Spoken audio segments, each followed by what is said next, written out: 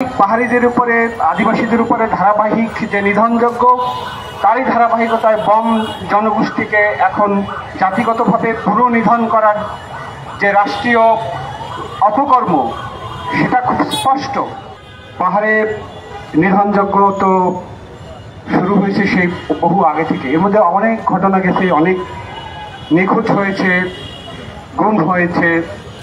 মনে পড়ে বন্ধু কল্পনা চাকমার কথা, সেই 1996 সালের কথা। এখন পর্যন্ত কল্পনা চাকমা নিখোঁজ, গুম হয়ে গেছে। কল্পনা চাকমাকে এবং তার যে মামলাটা, সেই মামলাটাও মানে বিনা বিচারে খারিজ করে দেওয়া হয়েছে।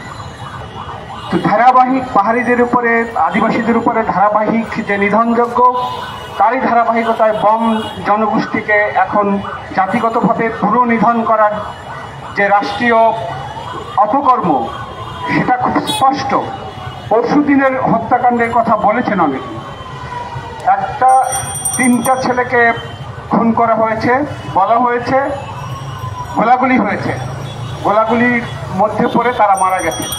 ওরে ভাই, এইরকম গোলাগুলি আমরা সমতলে বহুত দেখেছি। এরকম গোলাগুলিতে নারায়ণগঞ্জে 7 জনকে, কমিশনার সহ 7 জনকে খুন করে তাদেরকে শীতলক্ষা নদীতে ডুবিয়ে দেওয়া হয়েছে। এরকম আপনাদের যে ক্রস ফায়ার বা আপনাদের যে গোলাগুলি, ব্যাপক গোলাগুলি, এর যে মর্ম, এর যে অর্থ বাংলাদেশের মানুষকে নতুন করে বোঝানোর কিছু নাই। সুতরাং পাহাড়ে যে এই সাধারণ শিক্ষার্থীকে আপনারা গত 3 জনকে গত পরশুদিন খুন করলেন, তাদের মধ্যে তারা শিক্ষার্থী, একজন খেলোয়াড়, আদিবম। মানে যে কোনো মানুষের যে যার মানবিক হিউম্যান ক্যারেক্টার যার আছে কষ্ট পাবে এরকম একটা ছেলেকে হত্যা করার কারণে। এই হত্যাযজ্ঞ চলছে। এই হত্যাকাণ্ডের বিরুদ্ধে আমরা এই শাহবাগে বহুবার দাঁড়িয়েছি। পাহাড়ি বন্ধুদের উপরে অত্যাচার নেমে আসে, আমরা তার প্রতিবাদ করি। আমাদের প্রতিবাদ জারি থাকবে, কিন্তু দরকার পাহাড়ে হত্যাযজ্ঞ বন্ধ করার। আর আপনি যতদিন আওয়ামী ফ্যাসিবাদের 15 বছর চলছে, তার আগে জিয়াউর রহমান সাহেব পাহাড়ের আনাচে কানাচে ঘুরে দেখেছি। কোথায় দিনাজপুর, কোথায় পটুয়াখালী, সেই সমস্ত এলাকার লোক পাহাড়ে গিয়ে পাহাড়িদের সাথে তাদেরকে ঢাল হিসেবে ব্যবহার করছে বাংলাদেশের সেনাবাহিনী। একজন বক্তা বলেছেন, সেনাবাহিনীর প্রফেশনালিজম থাকবে কি করে? তারা তো ব্যবসায় জড়িয়ে গেছে এবং সেনাবাহিনীর উৎপাদিত পণ্য সেটা বাজারের অন্যান্য পণ্যের চেয়ে দামে বেশি। এমনকি তারা যে বাস পরিচালনা করে, সেই বাসেও দেখবেন সর্বনিম্ন ভাড়া যেখানে 10 টাকা, সেখানে তাদের সর্বনিম্ন ভাড়া হয়েছে 15 টাকা। এই যে সেনাবাহিনী, তারা চাকরি করে, আমরা জনগণ পকেট থেকে পয়সা দিয়ে তাদের বেতন দেই।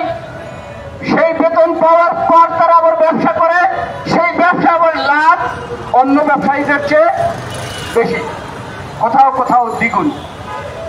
এই যে সেনাবাহিনী,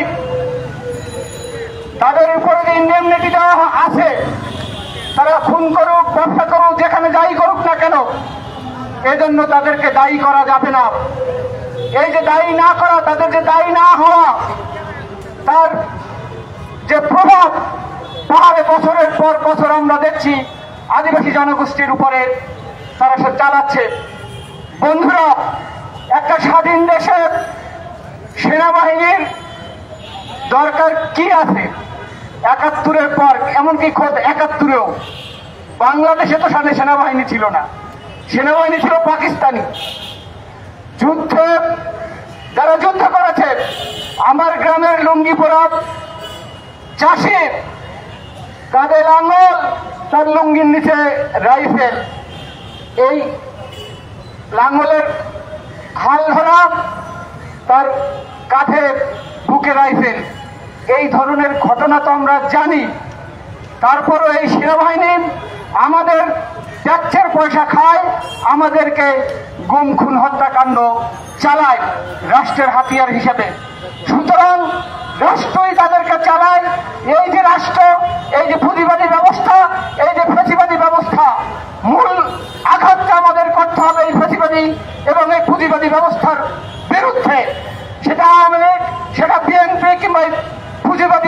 রাজনৈতিক সিস্টেম আছে, সেই সিস্টেমের বিরুদ্ধে লড়াই করে আমাদের জয় না হওয়া পর্যন্ত পাহাড় কিংবা সমতল কোথাও শান্তির আশা আমরা করতে পারি না।